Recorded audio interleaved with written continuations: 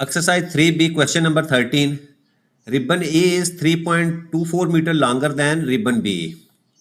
यानी जो रिबन ए है वो आपका रिबन बी से जो है वो 3.24 मीटर जो है वो यानी लेंथ में जो है वो ज़्यादा है। If the ribbon A is 513.1 centimetre long, what is the total length of the two ribbons. अच्छा, क्वेश्चन क्या है, एक रिबन ए है और दूसरा आपके पास रिबन बी है। रिबन ए की वैल्यू जो है वो लेंथ जो है उसने दी हुई है वो 513.1 सेंटीमीटर यानी सेंटीमीटर के अंदर दी हुई है, और साथ उसने कहा कि ए जो है वो बी से जो है वो 3.24 जो है वो मीटर जो है वो लॉन्गर है।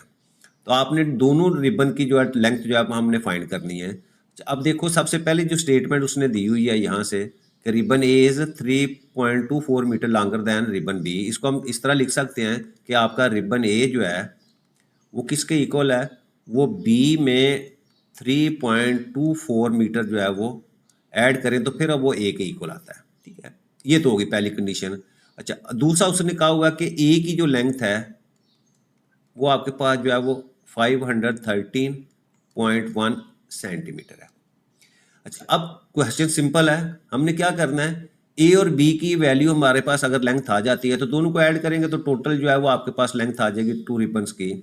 अच्छा, अब ए की तो उसने लेंथ खुद दी हुई है, कितनी दी हुई है, 513.1 सेंटीमीटर।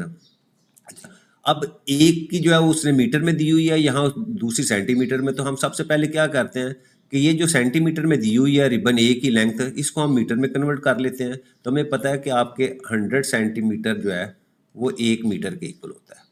तो हम इसको क्या करते हैं, इसको हम 513.1 इसको हम डिवाइड कर देते हैं 100 के ऊपर, तो ये सेंटीमीटर से मीटर में कन्वर्ट हो जाएगी। और रूल हमारे पास क्या है कि जब आप डिवाइड करते हैं मल्टीपल ऑफ 10 से, तो जितने आपके ज़ीरो हो जिससे आप डिवाइड करते हैं उतना आपका डेसिमल पॉइंट जो है वो लेफ्ट साइड पे जाता है। तो यहाँ से ये 3 और 1, ये दो डिजिट जो आपका जो है वो लेफ्ट साइड के ऊपर चला जाएगा। तो यहाँ आपकी वैल्यू आ जाएगी जी 5.131। ये किस में आ जाएगी, ये मीटर में आ गई। तो इसका मतलब क्या हुआ कि आपके पास ए की लेंथ जो है वो 5.131 ये मीटर में आ गई। ठीक है, ये तो ए की आ गई। अब जो सेकंड हमारे पास ऑब्जेक्ट क्या है, वो क्या हमें बी की चाहिए। बी की अगर फाइंड हो जाएगी फिर हम ऐड कर लेंगे। तो बी के लिए हम ये वाली जो इक्वेशन है, पहले जो कंडीशन दी हुई है, इसको हम जो है वो यूज़ करते हैं। तो अब देखिए यहाँ ए की जो वैल्यू है इस पॉइंट के ऊपर, यहाँ हम क्या करते हैं, ए की वैल्यू जो है वो लेंथ पुट कर देते, तो हमारे पास आ गए जी 5.131, ए की जगह पुट कर दिया, is equal to B plus 3.24। ठीक है, यानी हमने ये जो पहली इक्वेशन थी हमारे पास, ये जो कंडीशन दी हुई थी, यहाँ हमने ए की वैल्यू जो है वो पुट कर दिया। अब इसको सॉल्व कर लेते हैं। अब यहाँ बी को इधर ही रहने देते हैं, और ये 5.131 और ये वाली वैल्यू जो है इसको हम लेफ्ट साइड के ऊपर ले जाएंगे, तो ये 3.24 जो है आपके पास जो है वो 24 आ गए। ठीक है, अब इसको हम आपस में सबट्रैक्ट करें। सबट्रैक्ट कैसे करेंगे, 5.131 इसमें से हमने सबट्रैक्ट क्या करना है, 3.24, यहाँ ज़ीरो पुट कर दो।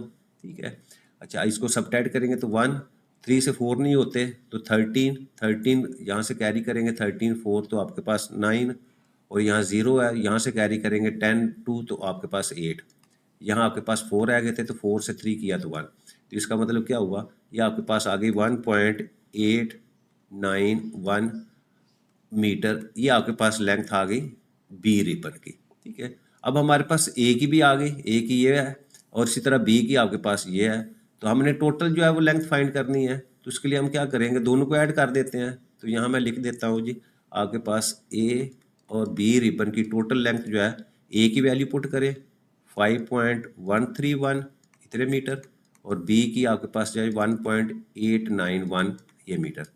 अब दोनों को ऐड करो, अब वर्टिकल भी ऐड कर सकते हैं 5.131 और इसके नीचे लिखें जी 1.891, ऐड करो 1 और 1 2 और 9 + 3 12, 1 कैरी किया, और 8 + 1 9 और 1 10, 0 पुट किया, 1 कैरी, और 5 + 1 6 और 7।